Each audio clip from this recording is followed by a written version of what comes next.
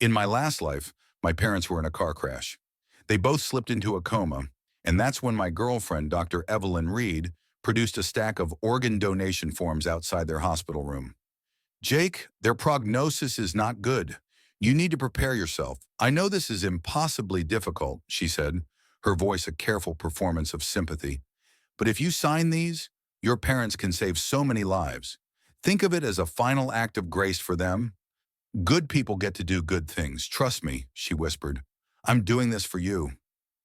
Overwhelmed with a grief so profound it felt like I was drowning, I let her words wash over me. At her urging, I signed the papers. The very next day, my parents were gone. It wasn't until much later, right before Evelyn had me killed, that I learned the truth. On the day of my parents' funeral, she was in an operating room transplanting my mother's kidney into the mother of her ex-boyfriend. Reborn. I stare at the same organ donation forms in Evelyn's hands. This time I slapped her so hard she spun to the floor. In my last life, with my parents lying unresponsive after the crash, Evelyn, their own doctor, relentlessly hammered home how dire their situation was. She chipped away at my resolve until I signed the papers. Once they're cremated, it's all gone. Jake, can you really live with yourself? Knowing other patients waiting for a transplant will die without hope? The chances of your parents recovering are practically zero. Why can't you think about the other people who have a real chance? I'm a doctor. My professional ethics compel me to think about the greater good, to be responsible for as many patients as possible. If you don't sign, aren't you being cruel to them? It's incredibly selfish, Jake. It's unethical. Staring through the glass at my parents, who were disappearing under a web of tubes and wires, my mind shattered. I let her guide my hand. I signed. The next day, their heart monitors flatlined. After they were gone, every viable organ was harvested. I was the one who took their hollowed-out remains to the funeral home. I was the one who arranged the service alone. Evelyn never showed up. When I called her, desperate for some comfort, all I got was a blast of irritation. Jake, can you not? I'm prepping a patient for surgery. What do you want with all these calls? You're hurting. What about the patients waiting for this procedure? Huh? Do you think they're not hurting? Your calls are jeopardizing lives. Stop calling me. I'm busy. I don't have time for your drama queen routine. The dial tone that followed was like a punch to the gut. I collapsed. The pain in my chest felt physical, like my own heart was breaking. After I managed to get through the funeral and put my parents' affairs in order, I went to the hospital to find Evelyn. I found her, all right. She was with another man, his arm wrapped possessively around her waist. They were standing together by the bedside of an older woman, their gestures intimate and familiar.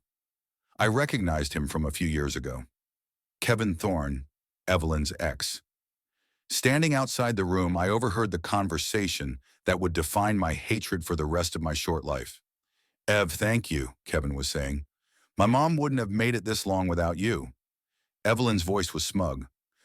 A perfect kidney match like his mom's is hard to find. Lucky for us, I convinced the idiot to sign the papers. I found buyers for his parents' other organs too, she continued, her tone sickeningly casual. All told, it should clear over $1 million. Enough to buy a big house, cash when we get married, and I can finally get that new sports car I've been wanting. Kevin's voice swelled with pride. My girl is the smartest. The old woman in the bed chimed in, her voice raspy.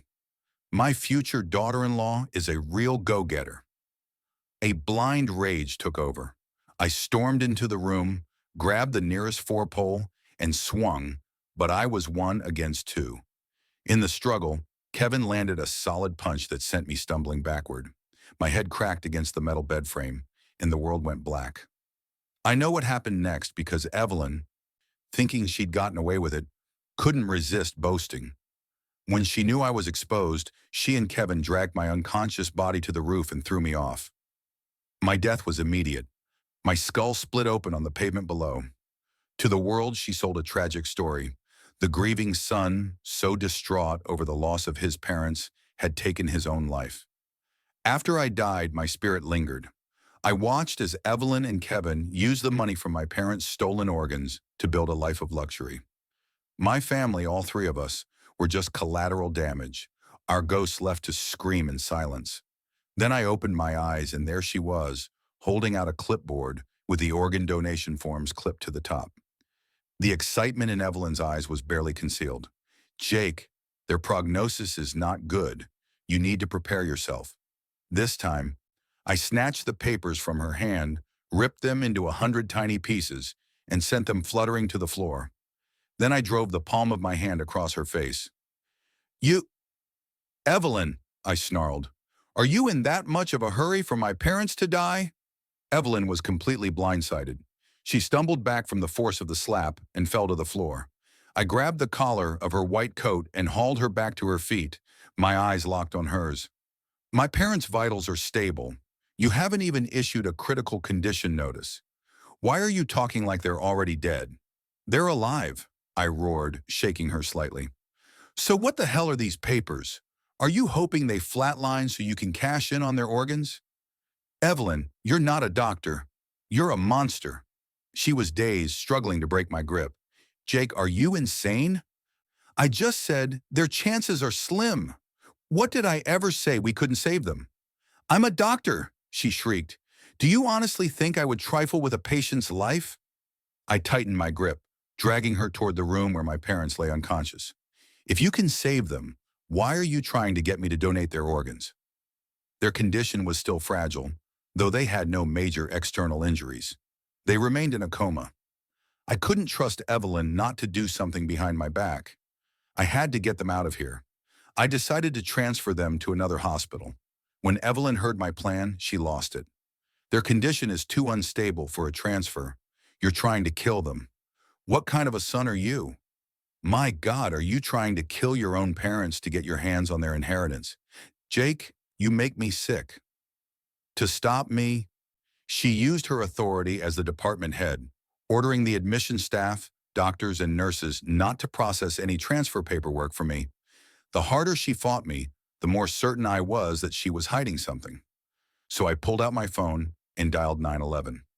When the police arrived, Evelyn was in the middle of directing 2 orderlies to restrain me with straps, the kind used on psychiatric patients.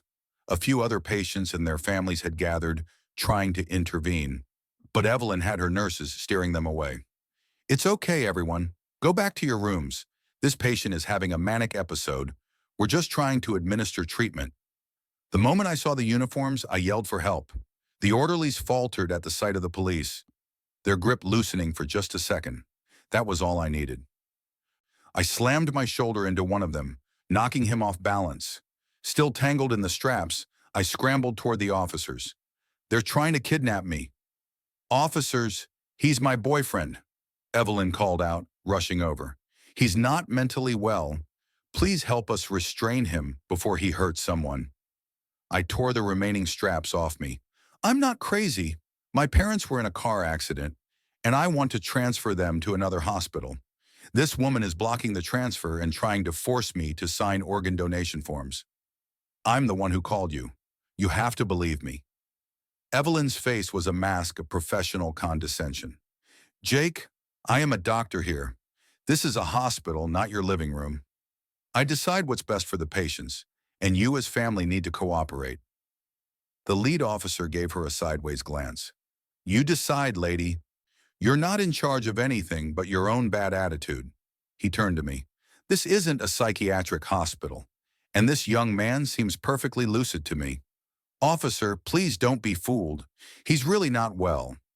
Do you have a diagnosis, a medical chart, any documentation whatsoever to back that up? Just then, a man stepped out of a nearby room. She's lying through her teeth, he said, pointing at Evelyn. I heard the whole thing. The kid wanted to transfer his parents, and she was the one throwing a fit and blocking him. Now she's calling her own boyfriend crazy. She's the one who needs her head examined. Others in the hallway started to speak up, confirming that Evelyn had been obstructing me. The officer looked back at Evelyn, his expression firm. Right now, the patients are the priority. Process the transfer paperwork as the family has requested. He held up the restraints the orderlies had been trying to use on me. As for the rest of this, we'll look into it later. I called for an ambulance. Paramedics from Metropolitan General arrived, did a quick assessment, and carefully moved my unconscious parents on stretchers and into the ambulance. At Metropolitan General, they underwent a full battery of tests. In the doctor's office, he held up the lab reports. It's a standard concussion. The patients need rest. They might experience some tinnitus, nausea, and dizziness, but that's all normal. Nothing to be overly concerned about. Then why aren't they waking up? I asked, my voice tight. The blood work shows trace amounts of an anesthetic, he explained. It was likely administered a few hours ago, perhaps as a temporary measure by the first responders at the scene. It's not a dangerous amount. They should be waking up very soon. Hearing that, a weight I didn't even know I was carrying finally lifted from my shoulders. Once my parents were settled, I went to the police precinct. Evelyn had already given her statement. She claimed she was acting in my parents' best interests. She said I was panicking, unable to make rational decisions, and that her attempt to restrain me was only to prevent me from doing something reckless. As for calling me mentally ill, she said it was just an excuse to disperse the onlookers and avoid a scene. "Officer, you don't understand," she had apparently said, pointing to the red mark on her cheek. "My boyfriend has a history of manic episodes. He smashes things at home whenever he doesn't get his way. See this? This is from him just a little while ago." The officer handling my case told me that her story mostly lined up with mine from her perspective. She admitted she was preparing to have me sedated if I continued to be disruptive, framing it as a necessary medical intervention. As for my accusation of an organ trafficking scheme, they had nothing to go on without any concrete evidence. It was dismissed as a paranoid delusion brought on by stress. An initial inquiry found no irregularities at her hospital, so there were no grounds to open a formal investigation. The traces of anesthetic in my parents' blood were, as the doctor said, too minor to be considered proof of anything sinister. An older officer handed me a cup of water. "Look, son, it seems like your girlfriend really does care about you and your family. This whole thing has probably just messed with your head a little." Care? If I hadn't died once already, if I hadn't lived through the horror of her care, I might have believed him. But I couldn't say any of that. I had no proof. Reborn, and all I wanted was to kill her. But I had to be smarter than that. As I walked out of the precinct, Evelyn was there waiting. She reached for my hand. "You slapped me. You screamed at me. We both talked to the police. Are we done now?" I pulled my hand away. "Evelyn, we are not done." Her brow furrowed in frustration. "Jake, are you going to drag this out? I've been incredibly patient with you today, but you're pushing it. My parents are fine. Just a concussion. So why did you tell me they were dying? Why did you push those forms on me?" "Jake, I'm a doctor, not a god," she retorted, her voice rising. "I make mistakes. Misdiagnoses happen in clinical settings every single day. Are you saying I'm not allowed to make one small error?" Just looking at her face made me sick to my stomach, but I forced myself to stay calm. "This whole thing has been a huge wake-up call. Your profession doesn't make me feel safe. It makes me feel terrified. I think we need to seriously reconsider our relationship. My parents were safe now, but I had no intention of letting her get away with what she did to my family in her last life. Her move with the organ donation forms was too smooth, too practiced. This wasn't her first time. I needed proof, real evidence that would put her away for good. And then there was Kevin Thorne's mother. For him, Evelyn would never give up. I made my voice as level as possible. "Evelyn, my head is a mess right now. I just need some space." She took this as a sign of surrender. "Fine, I'll give you 2 days to cool off, but if you pull another stunt like this, don't be surprised when I actually do break up with you." I couldn't stand to be near her for another second. I flagged down a taxi. "Metropolitan General," I told the driver. As the car pulled away, I glanced back and saw just for an instant a flash of pure venom in Evelyn's eyes. Back at the hospital, my parents were awake.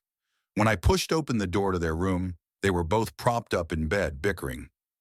"I told you not to take that road," my mom was saying, "but you never listen. And look what happened. A car crash." "Nagging woman," my dad shot back. "You were chattering in my ear the whole time.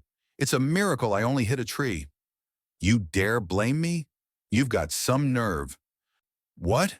You gonna hit me? Go ahead. You'll never find another man as good as me." Listening to them, I felt a wave of emotion so strong it almost brought me to my knees. Tears pricked my eyes. Seeing them here alive and bickering felt like a miracle. My dad noticed me standing in the doorway. "What are you doing just standing there like a statue? Your mom and I are just messing around." My mom beckoned me over. I walked to her bedside and took her hand. It wasn't cold and lifeless. It was warm. They were real. They were alive. She gently stroked my hair. "My boy must have been so scared. It's okay. Mom's okay now." My dad nodded, about to say something, but his face suddenly turned green. He grabbed the trash can from beside the bed and started retching violently. "Ugh, son, don't you bleck worry about me. Your old man is fine." "See?" My mom looked at him with pure disgust. "If you're going to puke, just puke. Stop trying to talk before you accidentally swallow it." That comment only made him heave more violently. They stayed in the hospital for a few more days. Evelyn never showed up. In my past life, this was when Kevin Thorne's mother took a turn for the worse. It was my mother's kidney that saved her. This time, with my parents safe, I wondered if that old woman was still hanging on. My dad finally asked, "It's been days. Why hasn't Evelyn come to visit?" I fudged the truth. "She's had a patient with kidney failure who's in really bad shape. She's been swamped." That satisfied them, and they didn't ask again. I didn't want to burden them with the ugly truth. They couldn't solve it, and it would only make them worry. After a couple more days, all their tests came back normal. Once I was absolutely certain there were no lasting effects, I checked them out. Back home, I laid down the law. No running around, no arguing, just rest.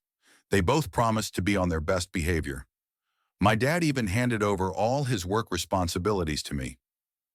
"That's why I spent all these years building the company and hiring all these people," he said with a grand wave of his hand. "It was always meant for you." The moment I had my two very obedient but not at all trustworthy parents settled at home, I filed a formal complaint against Evelyn's hospital. That got her attention. It didn't take long for her to hunt me down. "Jake, what the hell is your problem?" she demanded, cornering me on the street. "You filed a complaint against the entire hospital over one little misunderstanding." I shook my head and pulled a document from my bag. "You misunderstood. I didn't just file a complaint. I also filed a lawsuit." Evelyn stared at the legal papers, her voice turning shrill. "Medical malpractice. Willful endangerment. Jake, are you trying to ruin me?" I looked at her with mock sympathy. "You said it yourself. It was just a little thing. How could it be as serious as all that?" "Look, I'm thinking about getting a new car," I said casually. "And this whole ordeal with my parents has caused me a certain amount of emotional distress. So I figured I'd sue for a little compensation. Besides," I added with a shrug, "I'm suing the hospital, not you." "Why are you so panicked? Are you an idiot?" she hissed, looking like a cornered animal. "I wrote your parents' diagnostic report. I'm the head of the department. Suing the hospital is the same as suing me. The board has already given me an ultimatum. If you don't drop this lawsuit, I'm suspended, and I lose my position as department head." She shoved the lawsuit back at me. "I'm giving you 2 days. Withdraw the lawsuit and retract the complaint. Tell them you were hysterical and made it all up. I'm up for a major review, and the hospital is in the middle of its accreditation process. This is the worst possible time for this kind of crap. And you need money. Your dad owns a company. Since when do you need money?" "Let me tell you something, Jake," she warned, her voice low and dangerous. "Don't think these little games are going to make me bend to your will. If you keep this up, we are done. For real." I nodded slowly. "Okay. If you have no intention of marrying me, then let's just break up.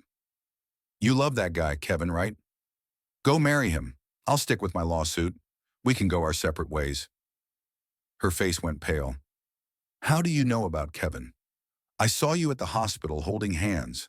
The way your eyes light up when you look at him. Did you think I was blind?" "You cheat." Evelyn's expression turned icy. "We're just friends. His mother is sick, and I've been giving her some extra care.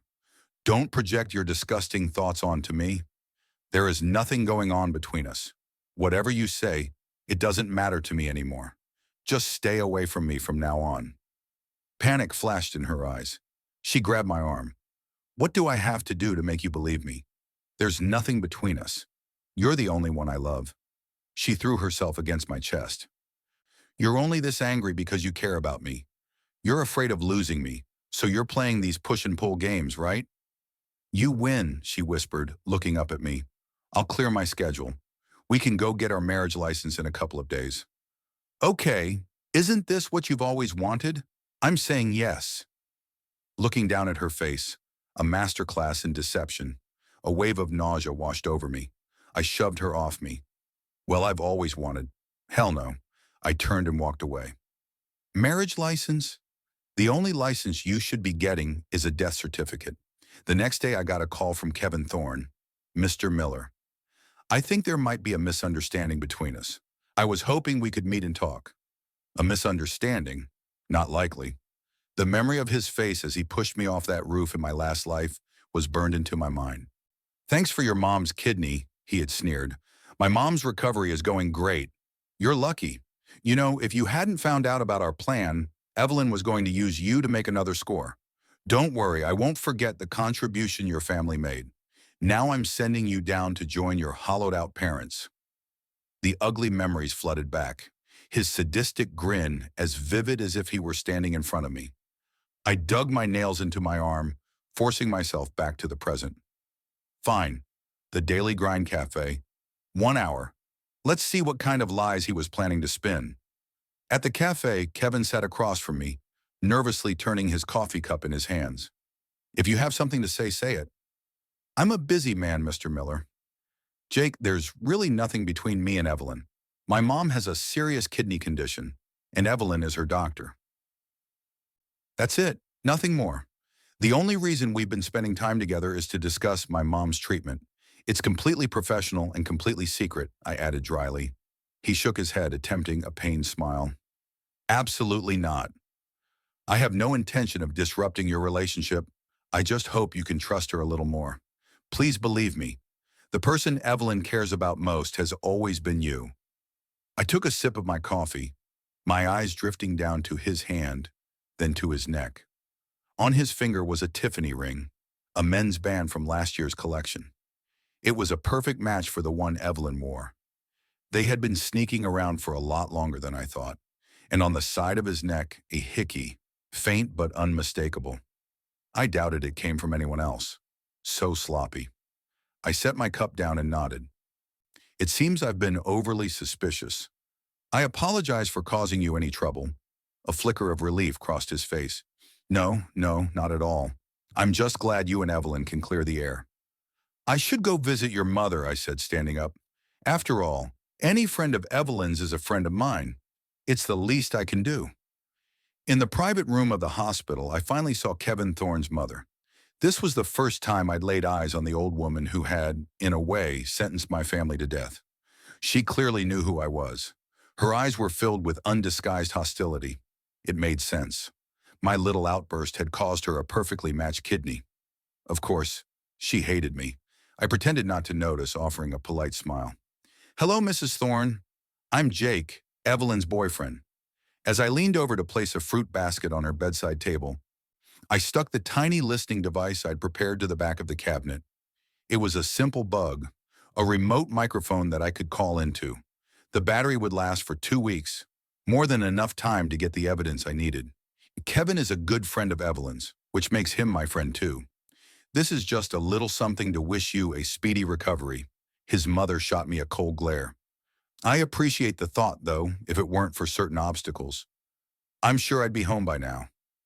Oh, what do you mean? I asked, feigning confusion. Kevin shot his mother a warning look. Mom, Mr. Miller was kind enough to come and visit. What's wrong with you? He turned to me with an apologetic smile. I'm so sorry, Jake. Her illness has made her irritable lately. It's not personal. I waved it off. It's fine. I understand. Well, if you're not feeling well, you should rest. I have to get going anyway. Kevin walked me to the door, apologizing profusely.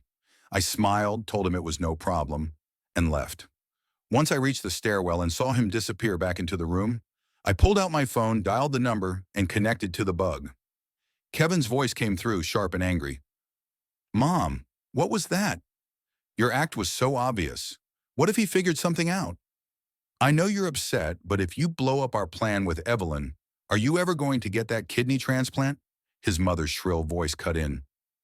Hmm, if it wasn't for that bastard, I might have been out of this hospital weeks ago, fully recovered. And what is that useless girlfriend of yours doing? She promised she could get a kidney, and now look, the one she had lined up is gone, and she's got nothing. My condition is only getting worse because of her. All right, all right, calm down. The waiting list at a major hospital is too long. We'd never get to the top. Don't worry, Mom. I'll talk to Evelyn. We'll figure something out. Oomph. By the time she figures something out, I'll be 6F'd under. Listening to them, I disconnected the call. Evelyn did her rounds at 7:30 p.m. I called the bug a few minutes early and hit record. I heard the door to the room open, followed by Evelyn's voice. Mrs. Thorne, are you feeling any better today? Kevin's voice was tense.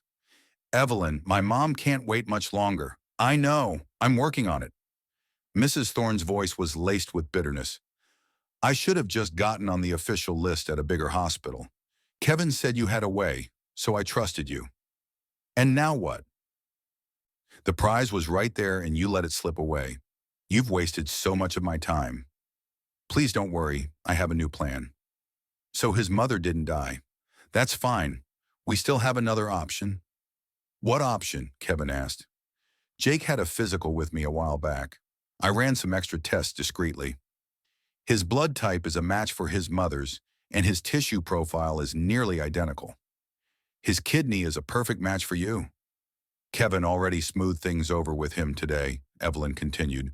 My next step is to get back together with him. Then I just need to arrange an accident and his kidney is yours. Trust me, she said, her voice dropping to a conspiratorial whisper. As soon as he agrees not to break up with me, your kidney problem is solved. Just give me a little more time. Kevin's voice was firm. Evelyn, my mom raised me on her own. It wasn't easy. I don't care what you have to do. You have to save her. Then he added something that sent a chill down my spine. And if that doesn't work, you still have plenty of other patients here. If you find another match, you could just do what you did before. Don't worry, I heard Evelyn reply. I'm already screening them. The voices faded as they moved away, but my heart was pounding in my chest. Evelyn was willing to murder an innocent person just to please her boyfriend. And from what Kevin said, he knew she had done it before. More than once. If I hadn't been reborn, if I had signed those papers, my parents would have suffered the same fate as in my last life. She would have found a way to kill them, then carve them up and sell them for parts. She wasn't just a monster. She was something far, far worse. I sent the recording from that hospital room to a dozen influential true crime bloggers and online news outlets from an anonymous email account. Within 2 days, the audio was everywhere. Corrupt doctor murders patients for organs, and private hospitals' illegal organ trafficking ring were trending on every social media platform. The comment sections exploded. This is horrifying to think this is happening right under our noses. So we're all just walking organ farms for these people. They can just decide to harvest you whenever they want. This is pure evil to kill a healthy person for their organs. Is there any justice in the world? They need a full-scale investigation. These butchers need to be caught and locked away before they can hurt anyone else. As the story went viral, my phone blew up with calls from a frantic Evelyn. Jake, you have to believe me. That person in the recording is not me. Our voices sound similar, but I swear on my life it's not me. It's all rumors and fake news. Jake, please don't believe it. You have to trust me. I've always loved you. I would never ever joke about your parents' lives. That was a genuine misdiagnosis. It was a mistake any doctor could have made. How could I possibly do something so evil? I'm a doctor. My job is to save lives. I listened quietly as she spun her web of desperate lies. When she finally paused for breath, I answered calmly. Don't worry, babe. I believe you. She sounded relieved, almost giddy. Really? You don't suspect me? I clicked the send button on my computer. Of course, babe. I've always trusted you. I have to jump into a meeting. I'll talk to you later. I hung up before she could reply. On my screen, a confirmation message glowed. Message sent. Evelyn, I thought, with a cold smile. This time there's no coming back. That evening, the identities of everyone in the recording were leaked online. Not just Evelyn's name and place of work, but her entire professional history. Kevin's name was out there too, along with his mother's complete medical record from a hospital. The story had become too big to ignore. The local police department immediately formed a special task force to investigate. Evelyn and Kevin were arrested in a hotel room, taken completely by surprise when officers broke down the door. Shortly after she was taken into custody, I paid a visit to Kevin's mother. She was a dying woman. I didn't see the point in wasting money on a gift, so I came empty-handed. "Mrs. Thorne," I said cheerfully, "what a beautiful day. I thought I'd come see how you are." She glared at me. "Kevin's not here." I gave her my biggest, brightest smile. "Oh, I know. He might be tied up for a while. So I came to see if you needed anything. Where did that boy run off to now?" "Oh, he and Evelyn were arrested. The police took them away." "What?" Her eyes widened in shock. "Arrested for what?" I feigned surprise. "You mean you haven't heard? Evelyn's little organ trafficking business got exposed. Kevin was taken in for questioning. It's all over the internet. You really didn't see it." Her whole body started to shake. "Arrested. They were arrested. Then what about me?" "This can't be happening," she muttered, her voice trembling. "It must be lies. Trolls on the internet making things up. They wouldn't do something like that. They wouldn't." I watched her panic, then calmly reached behind her bedside table and plucked out the listening device. She stared at the tiny object pinched between my fingers. "What is that?" I pressed play on my phone. The entire damning conversation from that night filled the room as her face crumpled in despair. I stood up, a slow smile spreading across my face. "Mrs. Thorne, it looks like Evelyn is going down for good. What are you going to do about that kidney now?" "I guess you're out of luck." I leaned in close, my voice a venomous whisper in her ear. "You wanted my mother's kidney, didn't you? Well, my mother is alive and well.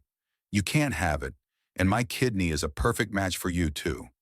But I can't give you mine either, so I guess you'll just have to lie here and watch your own body fail. Evelyn is gone. You can just lie here and wait to die. You old woe. Oh, and by the way, your son wasn't on it. He's not getting out of this either. You won't even have anyone to plan your funeral. How sad for you." She stared at me, her face a mask of hate, and then lunged, her hands like claws. "You bastard, I'll kill you." I stepped back easily. She missed, lost her balance, and tumbled from the hospital bed to the floor. "Don't waste your energy," I said, looking down at her. "You'll need it for the trip. And you can rest assured, Mrs. Thorne, your place on the official transplant list has also been leaked online. In the middle of this scandal, with everyone watching, do you really think this hospital would dare to give you priority even if a kidney did become available?" "Don't worry," I said as I walked to the door. "Your son will be praying for you from his prison cell."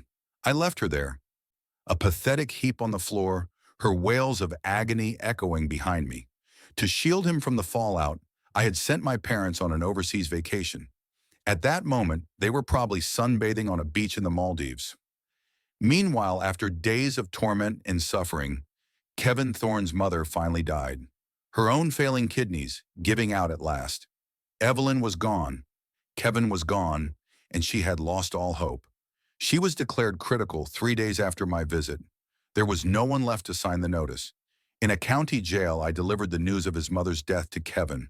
"Such a poor old woman," I said with mock sympathy. "There was no one to even arrange her funeral. They just took her to the crematorium and turned her into ash." I watched as Kevin's eyes turned red. "Evelyn must be so relieved." He looked at me confused. "What do I mean? Are you really that stupid? Evelyn was just playing with you. Did you honestly think a woman like her would ever get serious with a piece of trash like you? Did you think no one knew you used to be a male escort? Or about that little stint you did in telemarketing scams? I even heard you had a couple of sugar mamas back in the day." I watched him with amusement. "A guy with your resume." Evelyn was just amusing herself with a trip down memory lane. You weren't her future. You were a throwback. Let me spell it out for you. Evelyn was stringing you along. Do you know why your mother's kidney transplant never happened? Because she was never going to give her mother a new kidney. Kevin shook his head in agony. No, no. Evelyn said she would marry me. She wouldn't do that to me. You're lying. You have to be lying. I looked at him like he was an idiot. Look at the state you're in. What reason would I have to lie to you? Let me tell you the truth. Evelyn has already confessed to everything. She told the police you were the mastermind. She said you forced her to do it all, and that every illegal dollar she made, she spent on you. Kevin, I said, leaning in, you really are an idiot. Less than an hour after I left the jail, Kevin Thorne, feeling betrayed and desperate, gave a full confession. He detailed every crime he was aware of, providing the police with a mountain of evidence. Every single piece pointed directly at Evelyn. Faced with Kevin's extensive testimony, Evelyn's denials became a pathetic joke. She finally broke down and confessed to everything. She had used her position as department head to alter patient records, essentially signing the death warrants of people who still had a chance at survival. Once their families had lost all hope, she would use a combination of persuasion and financial incentives to get them to sign organ donation forms. Then she would sell the organs on the black market for an immense profit. In the end, Evelyn Reed was sentenced to life in prison without the possibility of parole. The next time I saw her, she was no longer in jail but in the state penitentiary. She had attempted suicide in prison and was demanding to see me one last time. I had nothing better to do, so I went. In the visitor's room, I was met by the hollowed-out shell of the woman she used to be. Her hands were gone. Both had been amputated at the wrist, leaving 2 sterile stumps. She was so thin she looked like a skeleton that might collapse at any moment. Apparently, some of the other inmates had heard about her crimes. During a shift in a prison workshop, they had accidentally pushed her into a running industrial loom. When she saw me, she broke down, sobbing. "Jake, I'm so sorry. I know what I did was wrong. Please, can you give me another chance?" I almost laughed. "Evelyn, the rest of your life belongs to this prison. Even if I gave you another chance, what could you possibly do with it? Besides," I said, my voice cold, "you tried to murder my parents. Why on earth would I give you a chance? Did you give a chance to all the people you killed, directly or indirectly?" I leaned forward.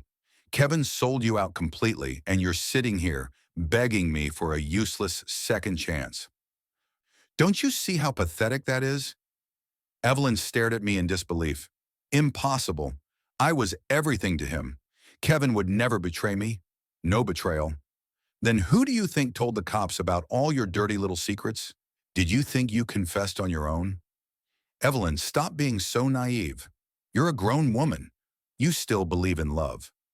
I didn't say another word. I stood up and left, leaving her to cradle her head with her mangled, useless wrists. In a men's prison, I met with Kevin one last time for his role in Evelyn's crimes. He received a sentence of 13 and 12 years.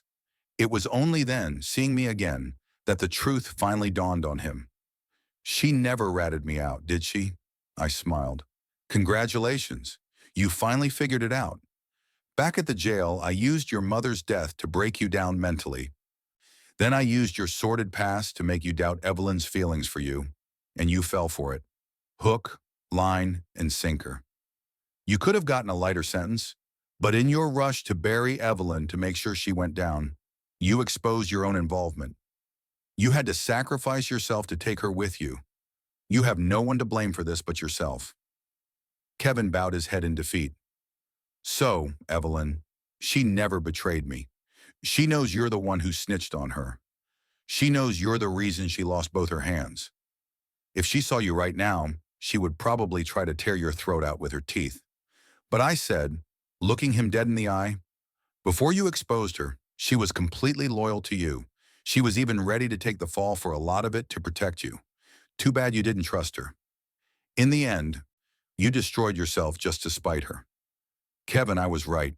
You really are an idiot." I stood to leave, then paused as if remembering something. "Oh, one more thing. The funeral home called me. It seems your mother's ashes, which are being temporarily stored there, have gone missing." I looked up at the ceiling, pretending to think. By now, I'd say they've probably drifted all the way down to Blackwood Reservoir. I gave him a brilliant smile, scattering her ashes to the wind. It felt appropriate. Walking out of the prison gates, I saw a missed call on my phone. I hit redial. Dad, where are you and Mom now? Son, we changed our flight. We're going to Egypt to ride some camels.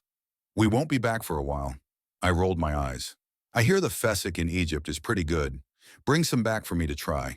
Is eating all you ever think about? Fine, I'll buy you some. You just watch the house.